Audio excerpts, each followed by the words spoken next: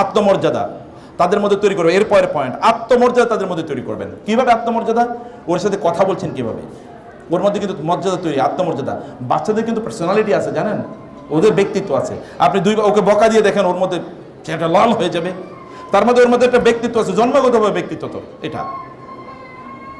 এটা জন্মগত ব্যক্তিত্ব। ছোট বাচ্চাকে দেখুন, আপনি একটু আঘাত করে দেখেন, ও কিন্তু একটু রিয়েক্ট করার চেষ্টা করুন, আরো জোরে কাঁদবে। তার মানে হচ্ছে কি, ওর ব্যক্তিত্বে আঘাত লেগেছে।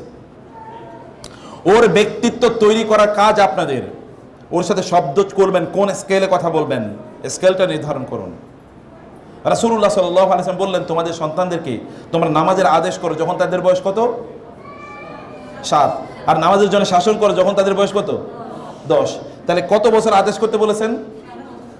7 বছর থেকে 10 বছর। 3 বছর কেবল বলতে যে নামাজ পড়ো, নামাজ পড়ো, নামাজ পড়ো। এবং আপনি তো প্রথমবার পড়ার পরে এরপরে খন্তি নিয়ে আসেন হচ্ছে ইয়ে থেকে, তাই না, রান্নাঘর থেকে। এখনো তুই উঠলি না, তোর বাপটাই আসলে এরকম। এরপরে আলোচনা চলে গেছে বাপের কাছে। মানে দিজ আর প্র্যাকটিক্যাল ইস্যুস। আমরা এগুলো কেন জানি? এগুলো জানি হচ্ছে মানুষরা এসে এগুলো বলে। প্রতিদিনই ফ্যামিলি ইস্যু নিয়ে আমাদেরকে কাউন্সেলিং করা লাগে, প্রতিদিনই বলতে গেলে, হয় ফোনে অথবা কি অফিসে। কখনো বাচ্চাদের সাথে আলোচনায় স্ত্রীর সাথে কথাবার্তা শুরু করলেন, এরপরে শাশুড়ির কাছে চলে গেলেন, শ্বশুর।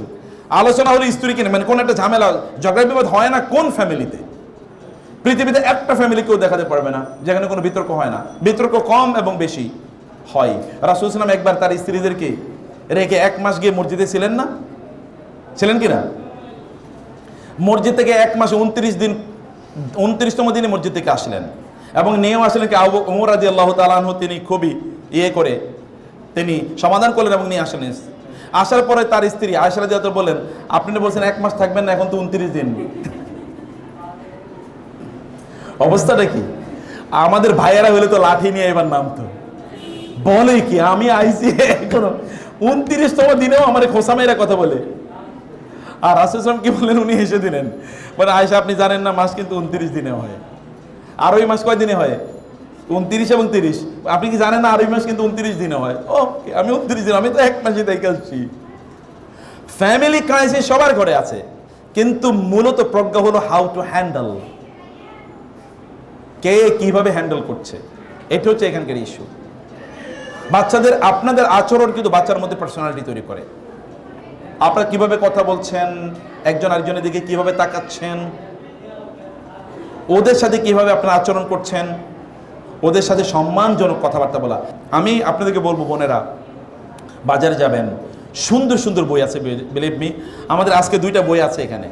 এটা হচ্ছে মায়েরা আসলে সোনালী যুগের এই যে বড় বড় মানে ইসলামিক স্কলার যাদের কথা বললাম, তাদের মায়েরা কিভাবে তাদের সন্তানদেরকে লালন পালন করেছেন তার উপর একটা বই।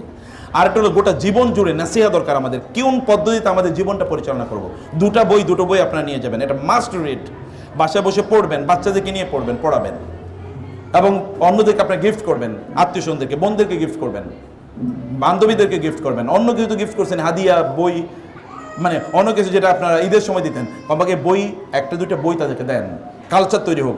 আমি আমার জীবনে দেখেছি বাংলাদেশের একজন বড় ইসলামী ব্যাংকের প্রতিষ্ঠাতা সহ ইসলামিক ইউনিভার্সিটিগুলোর প্রতিষ্ঠাতার মধ্যে একজন, এত বড় স্কলার বাংলাদেশে খুব কম এসছে।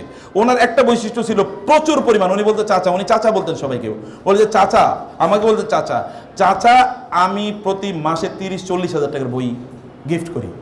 আমি বললাম সুবহানাল্লাহ, সাদকায়ে জারিয়ার কি বিশাল বড় কাজ, কি বিশাল বড় সাদকায়ে জারিয়ার কাজ।